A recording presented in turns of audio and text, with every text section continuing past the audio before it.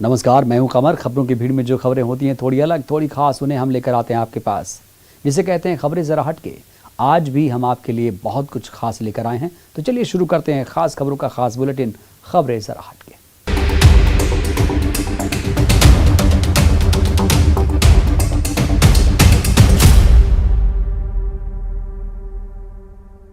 जिस उम्र में बच्चे जानवरों को देखकर खौफ में रोने लगते हैं, उस उम्र में 4.5 साल का प्रिंस खतरनाक सांपों के साथ खेलता है।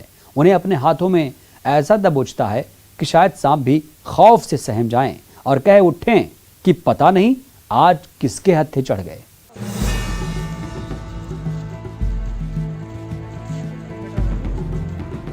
ये सांपों के साथ खिलौने की तरह खेलता है, सांपों को माला बनाकर गले में लपेटता है,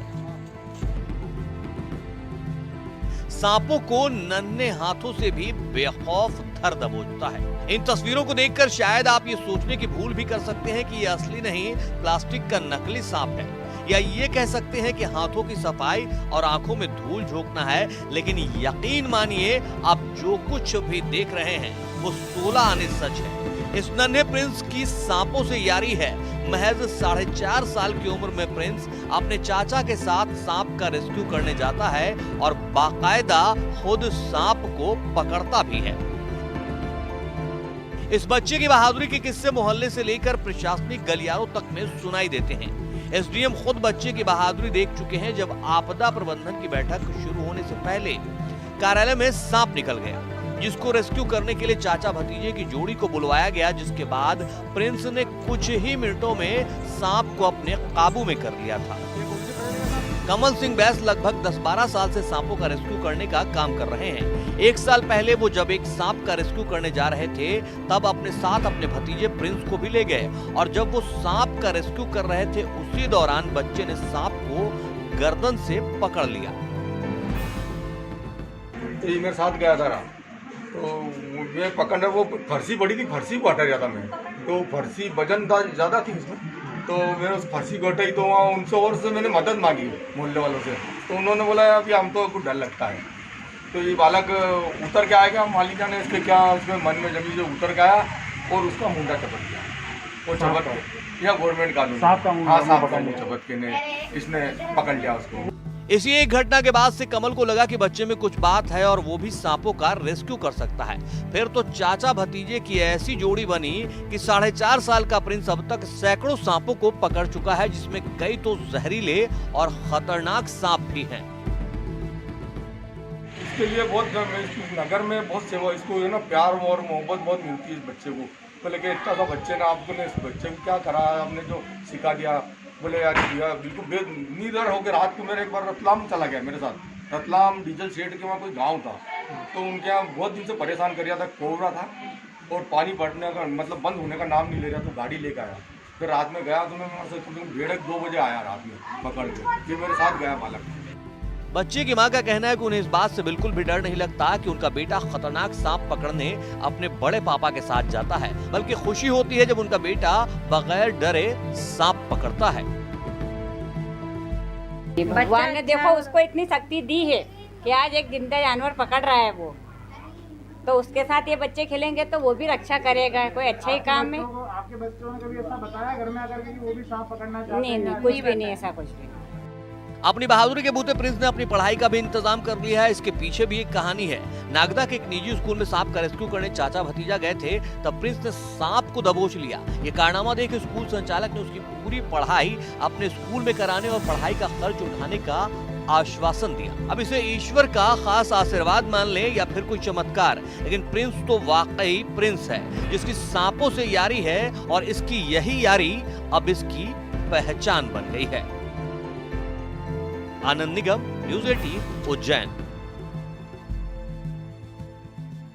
समय समय पर जैसे जैसे कोरोना वायरस के नए वेरिएंट सामने आए, ठीक वैसे वैसे वैक्सीन के विपरीत प्रभाव भी खबरें देखने को मिल रही हैं। नए अफवाह वैक्सीनेशन से बढ़ती चुंबकीय शक्ति की सामने आई तो उसे चुनौती देने का बीड़ा उठाया होशंगाबाद के विज्ञान शिक्षक ने।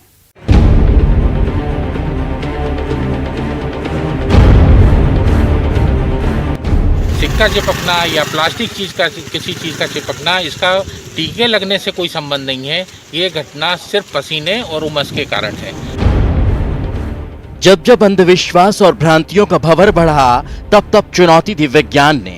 फिर बात चाहे कोरोना की हो या वैक्सीनेशन की, जिसे दूर करने के लिए होशंगाबाद के एक साइंस टीचर ने मोर्चा संभाल लिया, जो लोगों को वैक्सीनेशन के लिए जागरूक कर रहे हैं और बड़े ही सरल शब्दों में उनके दिमाग में जमे हुए भ्रम को दूर करने में जुटे हैं। 1 2 3 4 5 लोग जिनको टीका नहीं लगा है, ये तो छोटे तो बच्चे हैं, इनको भी हम देख रहे हैं कि इन्हें सिक्का चिपक रहा है। सिक्का तो सिक्का, प्लास्टिक की चीज़ें भी चिपक रही है। तो इस तरह ये जो चिपकना है, इस समय शरीर से आने वाला पसीना और वातावरण की उमस, इन 2 कारणों से हो रहा है। और इसलिए किसी भी चीज़ को जो हम चिपकाते हैं सिर पर, गाल पर या त्वचा के उस हिस्से पर जहाँ बाल नहीं है, अगर हम बाल वाली जगह पर लगाएंगे तो वो नहीं चिपकेगा। जब शिक्षक राजेश बच्चों को समझाने की तर्ज पर सड़क पर बड़ों की क्लास लगाते दिखाई दिए, तो अच्छों के दिमागी जाले साफ हो गए और अब ये भी वैक्सीन लगवाने की बात करने लगे। टीका नहीं लगा, इसके बाद भी मेरा सिक्का चिपक रहा है और सिक्का पसीना और उमस के कारण चिपक रहा है। सर ने समझाया है और ये बात सही है। ये टीका लगने से या नहीं लगने से इसका कोई संबंध नहीं है। टीका लगवाएंगे? अभी लगवाएंगे सर। मैं होशंगाबाद डिस्ट्रिक्ट के बुधवाड़ा ग्राम से बिलोंग करता हूं और यहां पर काम कर रहा हूं। सर ने जैसा कि अभी हमें बताया कि सिक्का और प्लास्टिक चिपका के भी दिखाया। जैसे अफवाहें फैल रही हैं कि टीका लगवाने से सिक्का चिपक जाता है, तो ये सब फालतू की अफवाहें हैं।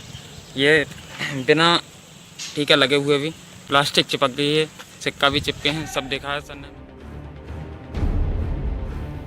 कोरोना से मचे बवाल और वैक्सीनेशन पर उठे सवाल के बीच भ्रम दूर करने का जिम्मा जिम्मेदारों ने उठाया, जिनमें से एक होशंगाबाद के ये जागरूक शिक्षक भी हैं, जिनकी सोच, समझ और सक्रियता समाज को सही दिशा दे रही है।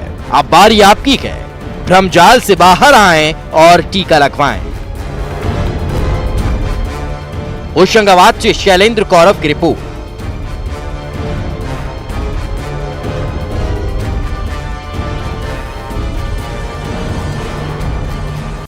जब भी भारी बारिश होती है, मुंबई के निचले इलाकों में जल जमाव के हालात पैदा हो जाते हैं और मुंबईकरों का हाल बेहाल हो जाता है। ऐसे में इस तरह के हालात से निपटने के लिए अपने 30 साल के एविएशन इंजीनियरिंग के अनुभव से मुंबई में रहने वाले इंजीनियर जमील परमेश्वरन ने एक ऐसी कॉन्सेप्ट इजाद की है, जो बोट बनाई है, जो वाटर लॉगिंग में फंसे लोगों को आसानी से एक जगह से दूसरी जगह सुरक्षित पहुंचा सकती है। कंजेस्टेड एरिया में जाएगा तो वापस आने के लिए उनको रॉड लेना चाहिए या फिश पुल चाहिए। वो मिनिमाइज करने के लिए मैकेनिज्म है और अपना खुद का पावर से पीछे आ सकते हैं। और ये कंजेस्टेड एरिया में बहुत काम है, जैसे कि अर्बन वाटर लॉगिंग और रेस्क्यू ऑपरेशन है, इसमें बहुत कुछ काम आता है। प्लस सडन ब्रेक ले सकता है, रिवर्स अगर डालेगा तो आपको सडन ब्रेक मिलेगा, एयर ब्रेक, जिससे आपका जहाज एकदम जल्दी में जल्दी रुक सकता है। जमील के मुताबिक उनकी इजाद की हुई इस 2 सीटर एयरबोट में लगे पंखे की वजह से इसे पीछे की तरफ ले जाया जा सकता है और बिना मुड़े आगे की ओर भी जाया जा सकता है। इसे ब्रेक लगाकर तुरंत रोका भी जा सकता है। बोट का ज्यादातर काम पूरा हो चुका है। जमील ने अपनी इस इजाद को लेकर दावा किया है कि हवा के अनुपात से रिवर्स चलने वाली ये बोट सिर्फ इंडिया ही नहीं बल्कि पूरे एशिया में अपने तरह की पहली बोट है। ये जो बनाया है वो इट्स कॉन्सेप्ट, सिर्फ कॉन्सेप्ट पे बनाया है। उसमें सारी चीज़ उसको होंडा इंजन लगाया है और उसका बाकी जो ड्राइव सिस्टम है सब इन हाउस बनाया है। तो अभी दूसरा है ये कि अभी कंस्ट्रेंट बहुत बढ़ गया है because of other activities of home ministry. तो I said why can't I use my ideas for proportion of acquire boats. आइए अब इस 2 सीटर बोट की खास बातों से आपको रूबरू कराते हैं। आमतौर पर बोट का इंजन पूरी तरह से पानी के अंदर होता है, लेकिन जमील की बनाई गई इस बोट का इंजन पूरी तरह से पानी के बाहर है, जिसमें 2 पंखे भी लगे हैं और हवा जितनी तेज होती है उसके मुताबिक बोट को पानी में चलने में मदद मिलती है।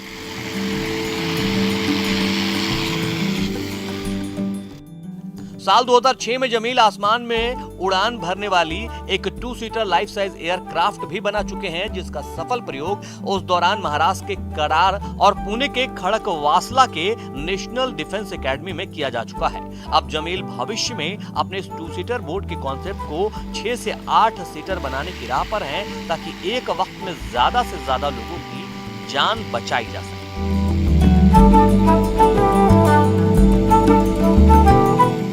फिलहाल जमील अपने इस कॉन्सेप्ट को लेकर सरकार और स्थानीय प्रशासन के साथ साथ तमाम सामाजिक संस्थाओं को इस बोट की उपयोगिता समझाने में जुटे हैं। अब देखना ये होगा कि लोगों की जान बचाने वाले इस बोट के दावे को परखने की कोशिश सरकार या स्थानीय प्रशासन करती है या नहीं, क्योंकि अगर सरकार जमील के इस दावे को परखने की कोशिश करती है तो ये जाना जा सकता है कि जमील का दावा कितना सच्चा है। अगर जमील की बात सही साबित होती है तो ये बोट हमारे शहर या देश के उन तमाम वाटर लॉगिंग वाले हिस्सों में मददगार साबित हो सकती है जहां हर साल जल जमाव की स्थिति में फंसे लोगों का बुरा हाल होता है।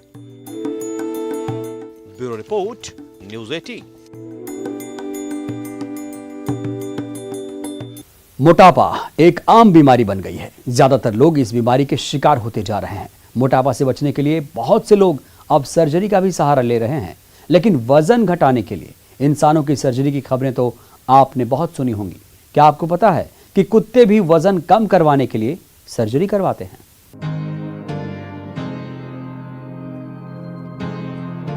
क्यों? सुनकर झटका लगा ना आपको? तस्वीरें नहीं देखते तो शायद आपको यकीन भी नहीं होता, लेकिन ये बिल्कुल सच है। देश में पहली बार वजन कम करने के लिए एक कुत्ते की लेप्रोस्कोपिक स्लीव गैस्ट्रोनोमी सर्जरी की गई है। सर्जरी से पहले इसका वजन 50 किलो था। सर्जरी के बाद 1 हफ्ते में कुत्ते का वजन 5 किलो कम हो गया है। पुणे के कर्वेनगर के रहने वाले दारूवाला इस कुत्ते के मालिक हैं। 5 साल पहले इनके घर जब दीपिका आई तो घर में खुशियों का माहौल था। वो घर के कामों में मदद करती, पूरे दिन घर में उछल कूद करती, लेकिन कुछ साल बाद उसे सांस लेने में तकलीफ होने लगी। वो एक जगह बैठी रहती। डॉक्टर ने इलाज शुरू किया। महीने में 10,000 रुपए दवाओं पर खर्च हो रहे थे, लेकिन उसकी हालत में सुधार नहीं हो रहा था। फिर घर वालों ने सोशल मीडिया के जरिए जानकारी ली और पुणे के स्मॉल एनिमल क्लिनिक के डॉक्टर नरेंद्र परदेशी से मिले। डॉक्टरों ने अतिरिक्त वजन कम करने के लिए खान पान में बदलाव करके लेप्रोस्कोपिक स्लीव गैस्ट्रोनोमी सर्जरी की सलाह दी। इसके बाद लेप्रोस्कोपिक और bariatric surgeon doctor Shashank Shah से चर्चा करने के बाद सर्जरी कराने का फैसला किया। हमने लैप्रोस्कोपिक स्लीव गैस्ट्रोक्टोमी सर्जरी किया, जो इंडिया का नहीं लेकिन किम्बोना वर्ल्ड का भी फर्स्ट लैप्रोस्कोपिक स्लीव गैस्ट्रोस्कोमी सर्जरी है, जिसमें हमने 50 किलो डॉग का लैप्रोस्कोपिक सर्जरी करके 45 केजीज वेट पर उसको लाके रखा है। ये शस्त्रक्रिया हमने डॉक्टर शशांक शाह सर के गाइडेंस के अंडर में किया है और अभी उसके रिजल्ट्स हमको 7 दिन में बहुत अच्छी तरह से मालूम हुए हैं। लेप्रोस्कोपिक और bariatric surgeon doctor Shashank Shah के मुताबिक इंसानों के साथ साथ जानवरों में भी मोटापा बढ़ रहा है। व्यायाम की कमी, अनिश्चित भोजन और सोने के समय के चलते जानवरों का वजन लगातार बढ़ रहा है। देश में कई मोटे पालतू जानवर हैं, उन्हें सर्जरी की जरूरत है। Labrador, golden retriever, boxer, Saint Bernard भारतीय कुत्तों की नस्लें हैं, जिन्हें उच्च कार्बोहाइड्रेट वाले खाद्य पदार्थ खिलाए जाते हैं। ऐसी ही स्थिति उस कुत्ते के साथ भी थी। एक 50 किलो की 6 साल की दीपिका एक फीमेल डॉग हमारे पास आई, जिसको ओबेसिटी या वजन की वजह से चलना मुश्किल हो रहा था। सांस की डिफिकल्टी आई थी, हार्ट डिसीज हुआ, बड़ा हर्निया हुआ, बहुत सारी दवाई देके भी काम नहीं कर रहा था। ये दीपिका ने हमको सिखाया कि ये बहुत ज्यादा वजन बढ़ना ये बीमारी होती है, क्योंकि इसको ना कोई जंक फूड देता था या कोई आराम करने देता था। ये तो हंसती खेलती अपने लाइफ जीने की कोशिश कर रही थी, पर यूट्रस के और ओवरी के ऑपरेशन के बाद हार्मोन्स बिगड़ गए। आहिस्ता आहिस्ता उसकी ये हार्मोनल बीमारी से उसका 32 किलो से वजन बढ़ गया। ये इंडिया की सबसे पहली लैप्रोस्कोपिक स्लीव गैस्ट्रेक्टोमी है। 6 जून 2021 को कुत्ते की सर्जरी की गई थी। कुत्ते को बेहोश कर ऑपरेशन किया गया। सर्जरी करीब 2 घंटे तक चली। सर्जरी से पहले 12 घंटे तक कुत्ते को तरल भोजन के अलावा कुछ नहीं दिया गया। आमतौर पर प्रत्येक कुत्ते का वजन 18 से 20 किलो होना चाहिए, हालांकि इस कुत्ते का वजन 50 किलो तक था। सर्जरी के बाद कुत्ते को 7 दिन तक चिकन सूप दिया गया। उसके बाद महज 5 दिनों में कुत्ते का वजन 5 किलो कम हो गया। अब कुत्ते का वजन 45 किलो है और इस खास सर्जरी ने अब इसकी जिंदगी बदल दी है। Bureau report, news 18। ब्रेक के बाद हाजिर हूं। चलिए खबरें जरा हटके के सिलसिले को फिर से आगे बढ़ाते हैं।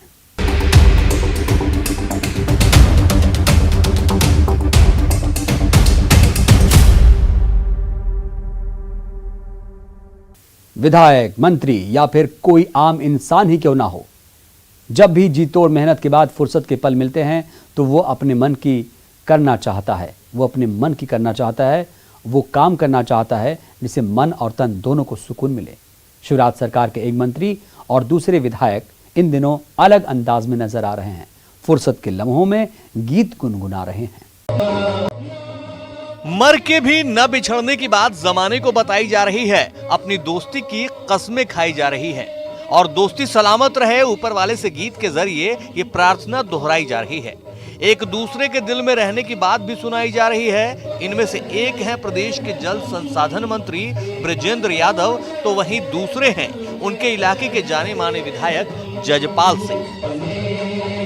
दोनों अपनी मस्ती में मगन गीत गुनगुना रहे हैं और जमाने को बता रहे हैं कि जमाना चाहे लाख दुश्मन, दोनों की आत्मीयता और दोस्ती जिले भर में मशहूर है। और जब कोरोना की दूसरी लहर धीमी पड़ी तो फुर्सत के लम्हों में दोनों अपनी ही धुन में खो गए। आते हैं जाते हैं लेकिन कला कभी मरती नहीं। हाँ, जब इसे अहमियत नहीं मिलती तो वक्त के साथ जरूर धूमिल हो जाती है और धीरे धीरे अपना अस्तित्व खो देती है। कभी राजस्थान की आत्मा मानी जाने वाली कठपुतली कला भी समय के साथ खत्म न हो जाए। मैं देख राजस्थान की शहर पे जो शहर पे धागों और कांच की पुतली का खेल है कठपुतली। मेरा में क्या जलेबा खिलाया। कहते हैं इस खेल में जिसके हाथ इनकी डोर होती है वही कहानियों का सूत्रधार है, वही असली कलाकार है। एक जमाने में कठपुतलियों के सहारे कहानी सुनने में जो आनंद मिला करता था वो कहीं और नहीं था। लेकिन पहले टीवी और अब मोबाइल ने इन कठपुतलियों का खेल बिगाड़ कर रख दिया है। साथ ही कठपुतलियों का खेल